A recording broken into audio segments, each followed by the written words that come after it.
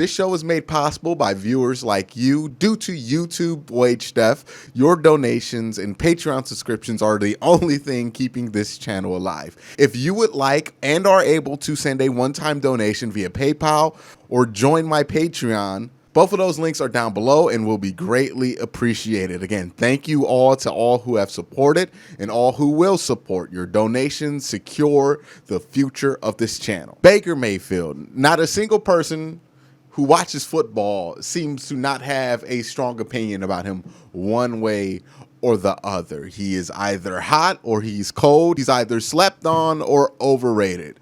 So what we're going to do today is take his first 8 games this season, put them all together, and give him his mid-season grade. So how did Baker do? Let's talk about it. Before I talked about that, I want to give a shout out to those who have joined the Dog Check tier on Patreon.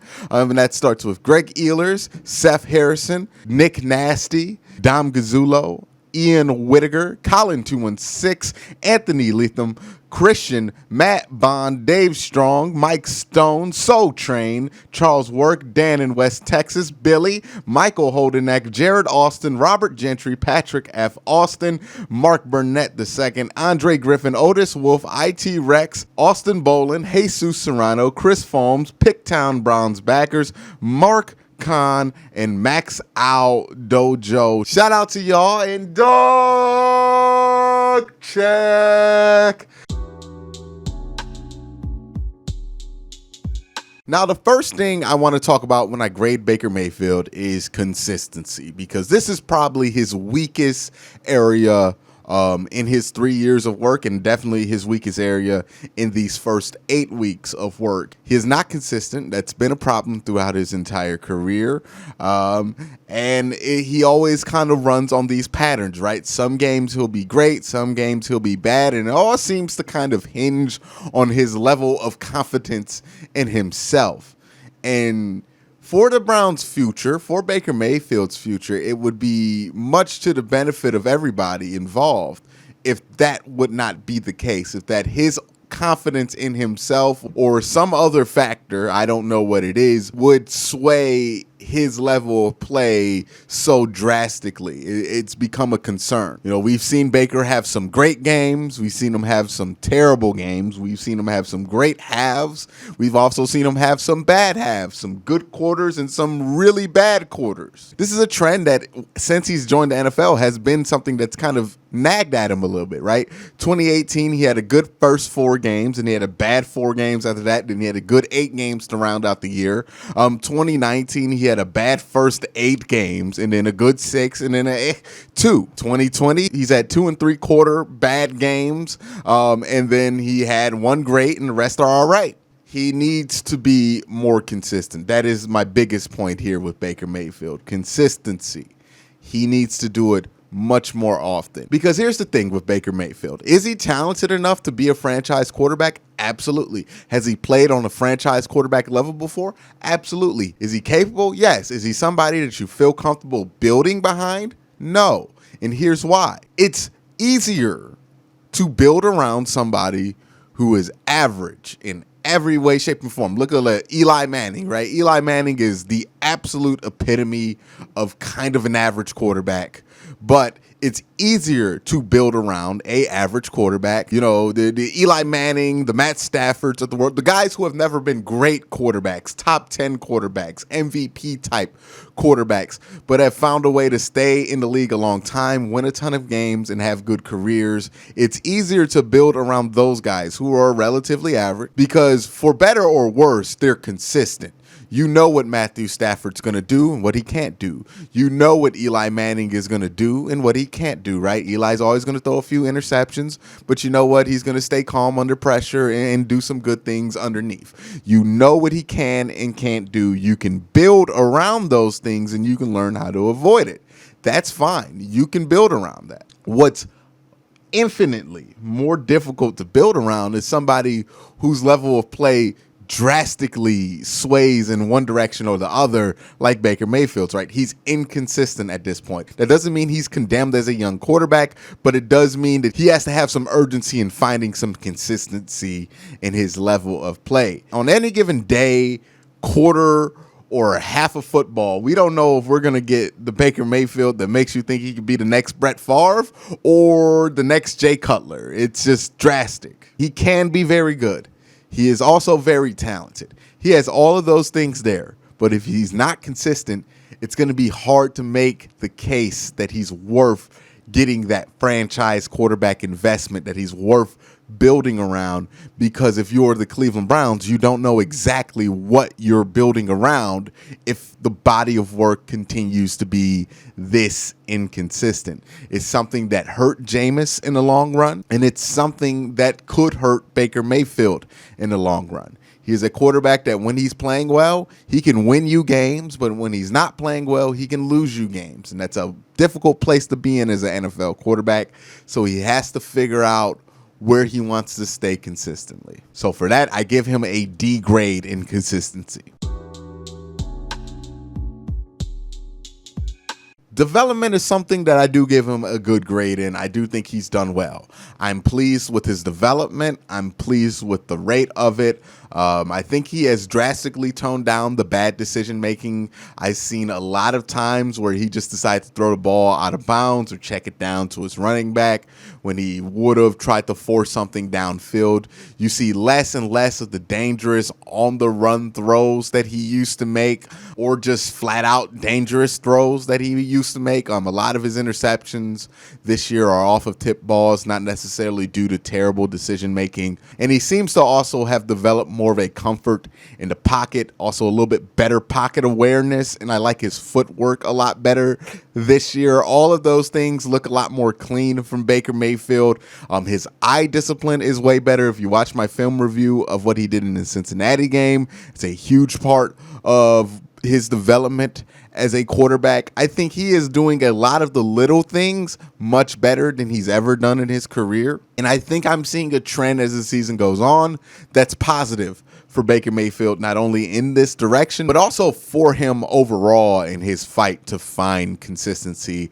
I think he's doing a lot of things that are going to get him there eventually, and hopefully much faster than people anticipated. I do think right now, just if you look at the skill set, the footwork, and the things he's improved at, the eye discipline, the pre-snap reads, he's a much better quarterback than he was in 2018. I just don't think he's been as consistent as he was in 2018. When he's at his highest, like that Cincinnati game, 2018 Baker was good, but he ain't looked that good. And I think it's a dangerous gamble to make, but if Baker Mayfield can find consistency and be consistently more like that guy that we saw against Cincinnati, then you're going to have yourself a really good quarterback. But again, the danger is it's really difficult to build around somebody who's as inconsistent as Baker Mayfield has been. So it's up to him to prove that he can find that level of consistency and play like that for the rest of this season. He obviously has some areas to improve. We're going to talk about that next, but I do think he has made some strides in some important areas. Now, areas in which I think Baker Mayfield needs to improve. Pocket discipline. I talked about his pocket comfort being good, but when Baker's playing in a dirty pocket, then you see those bad habits from 2019 come back up again, right? And I think the one bad habit that he had from 2019 that he's showing later on in this season to have shaken is his distrust of the pocket, right? Whenever the pocket looks like it's going to collapse, he would run out of it. Now he's staying in those clean pockets and he's doing good things from those clean pockets, but the dirty pockets, man, he's got a lot of work to do in that area. By the way, if you're watching at home, the next time you watch the Browns, here's how you know if Baker Mayfield's having a rough time with dirty pockets. Just count the amount of times that he misses high over the middle. Because if that time is more than like one or two, then he's definitely struggling with a dirty pocket, because that's a key hallmark of when Baker's struggling with those pockets. Now, the reason he misses high in the middle of the field or even on the outside edges of the field is because he struggles to find clean passing lanes. You watch Russell Wilson, he's a shorter quarterback. He never has these issues with balls getting batted down at the line of scrimmage because he's a master at finding his passing windows. The same thing goes for Drew Brees. You don't see Drew Brees getting the ball batted down because even though he's not athletic at all, he is a master at maneuvering the pocket to a point to where if he needs a passing window, he can manufacture it just by moving here or there just a little bit.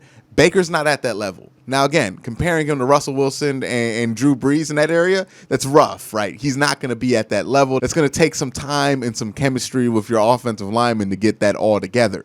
But that's definitely an area that he needs to improve. It attributes a lot. Like, it accounts for a lot of his interceptions. I think the second he gets better at that and finding his windows, he will drastically cut down the interceptions. But for right now, it's just not there yet.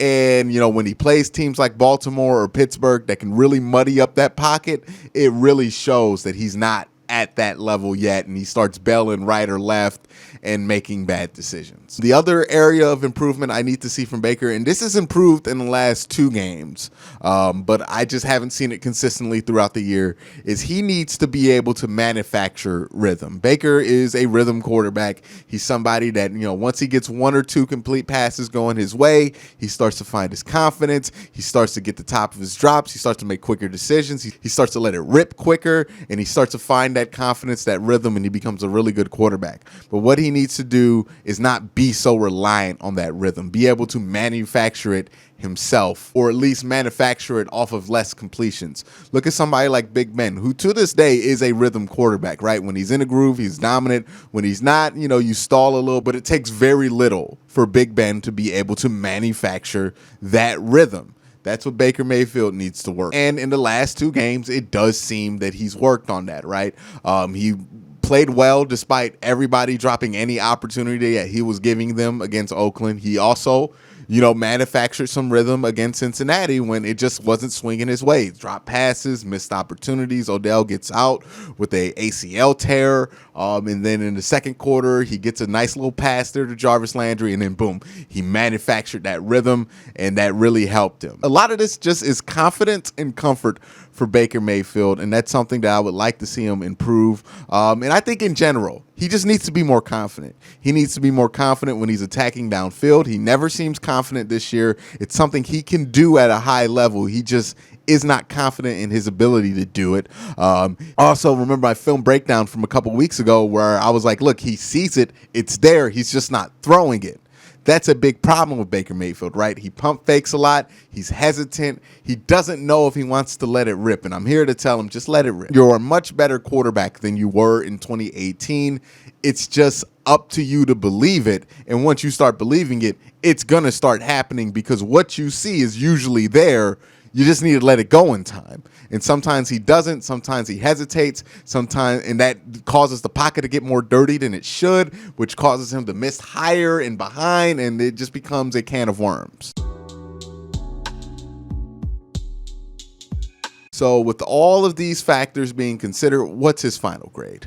I'm going to give Baker Mayfield a C+, with the caveat being that his last 2 assignments are really what pulled him up to that grade, right? He turned in 2 term papers at the end of the semester that really helped this grade in a tremendous fashion. So it's a C+. It was trending on just C to C- territory, but he got it to C+. And that's good because those last 2 assignments, they could be the beginning of a trend that brings him up for the rest of the year.